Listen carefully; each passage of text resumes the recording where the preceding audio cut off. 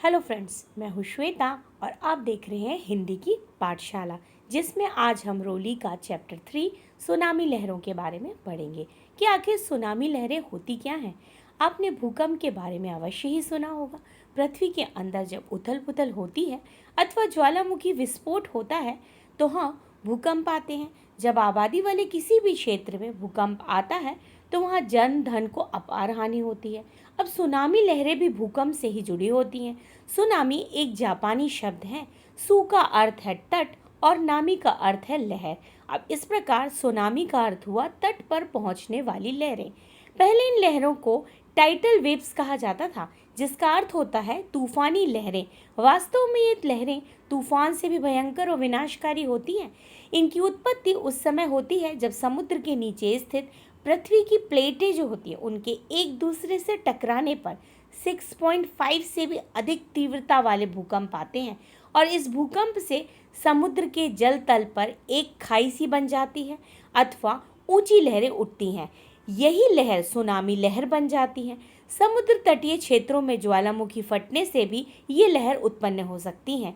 विशेष बात यह है कि सुनामी केवल एक ही लहर नहीं होती, बल्कि यह समुद्र तल से उठने वाली लहरों की एक श्रृंखला होती है और यह श्रृंखला समुद्र तल से समुद्र की ऊपरी सतह तक व्यालाकार रूप में बड़ी तेजी से उठती है।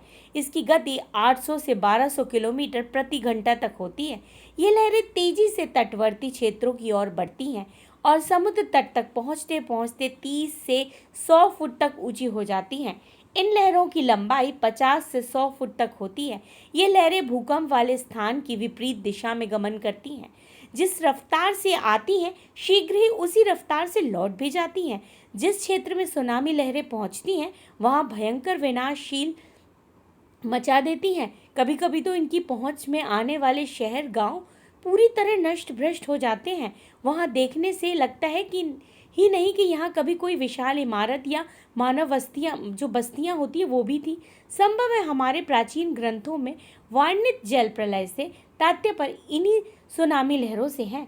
भयंकर सुनामी लहरें जिस स्थान को अपनी चपेट में लेती हैं वहाँ का भूगोल ही बदल देती हैं। अनेक द्वीप जलमग्न हो जाते हैं या निर्जन हो जाते हैं। कई द्वीपों का अस्तित्व ही मिट जाता है। नदियों की धाराओं के मार्ग बदल जाते हैं।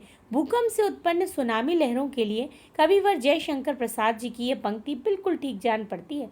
बार बार उस भीषण रव से कपती धरती देख विशेष, उधर गरजती सिंधु लहरिया कुटिल काल के जालों सी, चली आ रही फेन उगलती फन फैलाए व्यालों सी। अब समुद्र से उठती विकराल सुनामी लहरें वास्तव में दुष्ट काल के जाल और जहरीले सांपों के समान होती हैं, जो जान मान को क्या कर देती हैं, लीलने के लिए अपना फन फैलाए हुए आती हैं और पलक झपते ही हंसते खेलती जिंदगी को मौत की नींद सुला जाती है। इतिहास का इस बात का साक्षी है कि सुनामी लहरों ने अब तक लाखों लोगों का जीवन छीन लिया है। इस प्रकार की लहरों का सर्वप्रथम उल्लेख ईसा से 479 वर्ष पूर्व का मिलता है, जब ये एशियन समुद्र के उत्तरी भाग में उठी थी। इन प्रभाव संपूर्ण विश्व में देखा गया था। अनेक इतिहासकारों का कथन है कि ईसा से 1500 वर्ष पूर्व एशियन समुद्र में सेंटोरिनी में हुए विस्फोट के कारण सुनामी लहरें उठी थी। प्रशांत महासागर क्षेत्र में इस तरह की लहरों की उत्पत्ति होना आम बात है। आधुनिक काल में सुनामी लहरों की तांडव लीला के अनेक उदाहरण हैं। 7 जून 1662 को जैमाक के कैरिबियन पोर्ट रॉयल में इन लहरों से 2000 लोग मारे गए थे। 1 नवंबर 1755 को पुर्तगाल के लिस्बन में पैदा हुई सुनामी लहरों के कारण पुर्तगाल, स्पेन और उत्तरी अफ्रीका में 60,000 से अधिक लोगों को जान से हाथ धोना पड़ा था। 18 अगस्त 1869 को पेरू व चिली में इन भयंकर लहरों के उठने से लगभग 15,000 जो थे वो मारे गए थे और इनकी भयानकता इसी से आंकी जा सकती है कि इनके प्रभाव से जहाज पेरू, चिली, ट्रेच से भरकर कई मील दूर टाउन ऑफ अफ्रीका द्वीप पर पहुंचते थे और इसके बाद 27 अगस्त 1883 को इंडोनेशिया में उत्पन्न हुई सुनामी लहरों के कारण जावा और समुद्रा द्वीपों में लगभग 36,000 लोग मारे गए थे। 15 जून 1859 में जापान के होशू में उत्पन्न सुनामी लहरों को अब तक की सर्वाधिक भयंकरकारी लहरों को गिना जाता है। ये लहरें 100 फुट की ऊंचाई तक उठी थी। इनके प्रभाव से जापान के पूर्वी तटवर्ती क्षेत्र में 27,000 लोगों की मृत्यु हो गई थी। 28 दिसंबर 1908 को सिसिली के पूर्वी तट पर ये लहरें पैदा हुई थी, जिससे मैसीना और इटली के निचले क्षेत्रों में 58,000 लोग काल के गाल में समा गए थे। 3 मार्च 1933 को हेंशू के सरेरिकु नामक जिले में आई सुनामी लहरों के कारण 3,000 लोग मौत की नींद सो गए।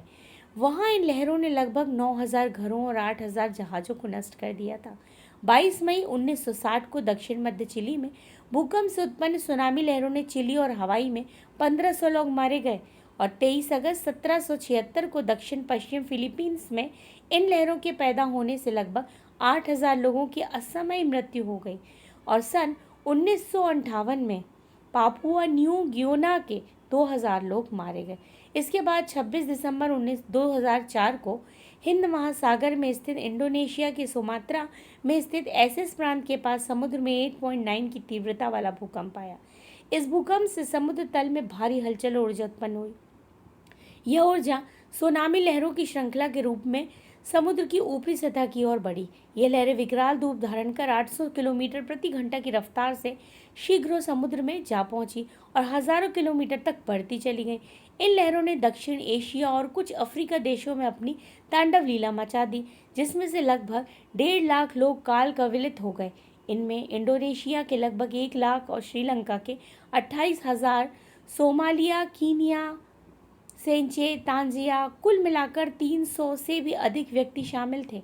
इन सुनामी हादसे में विश्व के लगभग 700 पर्यटक भी लहरों के साथ बह गए, जो एशियाई देशों के खूबसूरत तटों का क्रिसमस की छुट्टियों का आनंद उठाने में आए थे। 26 दिसंबर को सुबह सुमात्रा से उठी इन लहरों में आए थे। भारत में सुनामी लहरों की विनाशील जो लीला पहली बार देखने को आई थी, वो 26 दिसंबर को सुबह सुमात्रा में उठी इन लहरों ने तटवर्ती दक्षिण भारत में तबाही मचा दी थी। दक्षिण भारत में ऐसी मान्यता है कि यदि समुद्र देवता प्रसन्न हो जाए तो घर मोतियों से भर जाता है और इसी कामना से वहां के निवासी समुद्र देवता को प्रतिदिन फूल अर्पित करते थे। पर इस बार समुद्र देवता प्रसन्न नहीं थे। उन्होंने मोतियों के स्थान पर सुनामी लहरों के रूप में घर घर मृत्यु भेज दी और इन सुनामी लहरों ने तमिलनाडु राज्य के 3 शहरों जैसे कि कुडलूर, नागपिटम और वालंकण को लगभग नष्ट ही कर दिया। 60 से अधिक गांवों का तो नामो निशान ही मिट गया। यहाँ के 500 गांव पूरी तरह प्रभावित हुए। केवल राज्य के अलपुझा और कोल्लम जिलों में भी भयंकर तबाही हुई। आंध्र प्रदेश के जो काकीनाडा और नेल्लोर जिले के 300 गांव बर्बाद हो गए। पांडिचेरी के लगभग 100 किलोमीटर लंबे तट पर इन लहरों ने कहर ढाया। अंडमान निकोबार द्वीप समूह के 8 समुद्र और कई निर्जन हो गए।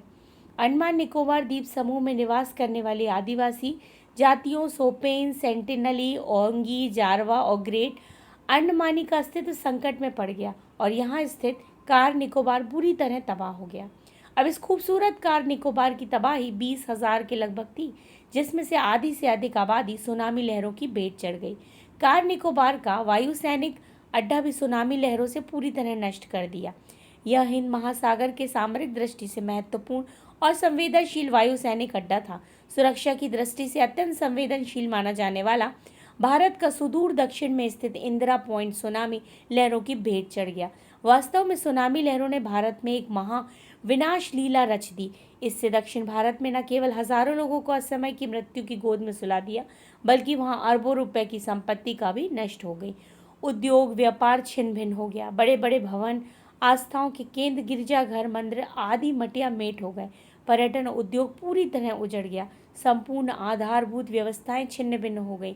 अंडमान निकोबार में तो आदिवासी जनजातियों पर आए संकट से प्राचीन सभ्यता और संस्कृति धरोहर की विनष्ट होने का खतरा पैदा हो गया। अपने देश भारत में समुद्र जल द्वारा की गई इस भयंकर तबाही पर हमें अगस्त्य मुनि और श्री राम का स्मरण हो आता है। अगस्त्य मुनि ने समुद्र को पी लिया और भगवान राम ने जब समुद्र से रास्ता देने के लिए कहा तो उसमें कोई ध्यान नहीं दिया और इस पर राम क्रोध में आ गए और उन्हें कहा, विनय न मानत जल्दी जड़ गए 3 दिन बीती, बोले राम सकोप तब भय बिन होए न प्रीति। जब क्रोधित राम ने समुद्र को सुखाने के लिए धनुष उठाया तो समुद्र घबराकर उनके सामने हाथ जोड़कर आप खड़ा हुआ, बोला, क्षमहु नाथ सब अवगुण मेरे। परंतु आज हमारे भारत में एक भी अगस्तिया माम नहीं है और हमारे समुद्र से भयभीत हाथ बांध खड़े हैं। मन विज्ञान और तकनीकी के क्षेत्र में बड़ी बड़ी उपलब्धियां हासिल कर ली, पर सुनामी जैसी प्राकृतिक आपदाओं में निपटना तो दूर की बात रही, उनसे बचने के लिए चेतावनी यंत्र की स्थापना नहीं कर पाए हैं। आज आवश्यकता इस बात की है कि जिस प्रकार सन 1965 में हवाई द्वीप में अंतर्राष्ट्रीय सुनामी वार्निंग सिस्टम स्थापित किया गया था, जिसके सदस्य आज कई देश हैं, और उसी तरह का वार्निंग सिस्टम भारत और दक्षिण एशिया के अन्य देश भी मिलकर स्थापित करें, ताकि सुनामी लहरों के आने की पूर्व चेतावनी मिल सके और भारी मात्रा में होने वाली जन धन की हानि को बचाया जा सके। प्राकृतिक आपदा के समय राहत प्रबंधन में भारत अभी काफ़ी पिछड़ा हुआ है, जबकि रूस, America, Japan, Germany, Australia, Sweden और न्यूजीलैंड जैसे देशों में न केवल आपदा की पूर्व चेतावनी प्रणाली बल्कि राहत प्रबंधन की भी प्रणाली काफ़ी चुस्त है। इन देश में विशेष रूप से आपदा से निपटने के लिए चिकित्सा कर्मियों, डॉक्टर और प्रशिक्षित कुत्तों की फौज होती है, जो मलबे में दबे लोगों को जीवित बाहर निकालने में दक्ष होती है। जापान के बारे में तो यह कहा जाता है कि जापानी आपदा प्रबंधन प्रणाली के डर से भूकंप और सुनामी ने हार मान ली है। भारत और दक्षिण एशियाई देशों को प्राकृतिक आपदाओं के प्रबंधन के लिए ठोस नीति बनानी होती है, ताकि सुनामी लहरें जैसी प्राकृतिक आपदाओं से निपटा जा सके। तो ये था हमारा सुनामी लहरें चैप्टर 3 कक्षा 8वीं का, और इसके क्वेश्चन आंसर हम अगले वीडियो में दिखाएंगे। के लिए धन्यवाद।